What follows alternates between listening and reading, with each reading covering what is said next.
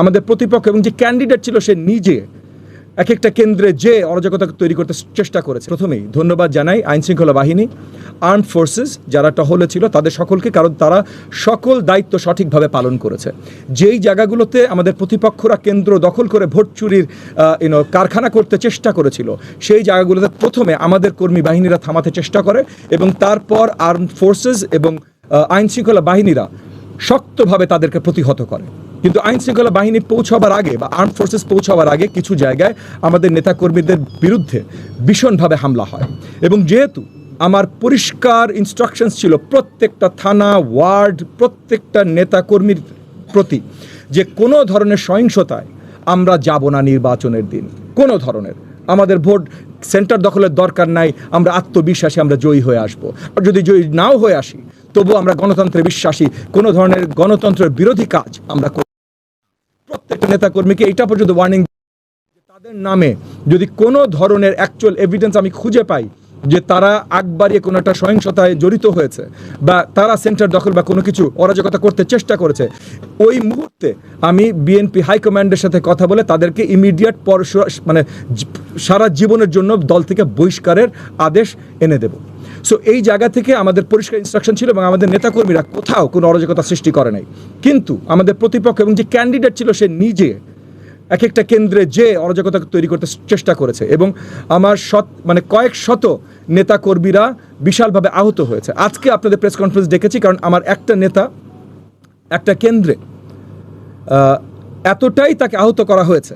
এবং এগেন আমাদের প্রতিপক্ষ যে ছিল নির্বাচনে প্রধান প্রতিপক্ষ, তাদের কর্মী বাহিনী এতটাই আহত করেছে যে উনি এখন মৃত্যুর সাথে লড়াই করছেন। সো এই যে মৃত্যুর সাথে লড়াই করছেন, এইটা আমরা কখনোই কোনো ধরনের আইনি বিচার ছাড়া ছেড়ে দিতাম না, এখনও ছেড়ে দেব না। এবং বাকি যারা আহত হয়েছে আজকে আপনারা এখানে দেখতে পারেন, অনেকেই যারা আসতে পেরেছেন, অনেকে হাসপাতালে এখনও আছেন, কিন্তু যারা কিছু দূর সুস্থ হয়েছেন, আসতে পেরেছেন, তারা এক্সরে রিপোর্ট থেকে শুরু করে কোন হাড্ডি ভেঙেছে, কীভাবে তারা আহত হয়েছে, রিপোর্ট শুদ্ধ এখানে তারা এসে পৌঁছেছে। যারা আসতে পেরেছে অনেকেই এখনও হসপিটালাইজড আছে। এবং এই যে আমাদের ত্যাগী নেতা হায়দার আলী সাহেব, আমাদের হাজারীবাগের নেতা হায়দার আলী সাহেব, উনি এখন মৃত্যুর সাথে লড়াই করছেন। উনার সন্তান, ওনার কনিষ্ঠ সন্তান এবং ওনার স্ত্রী আমাদের সাথে উপস্থিত আছেন আপনাদেরকে বলবার জন্য তাদের কি অবস্থা।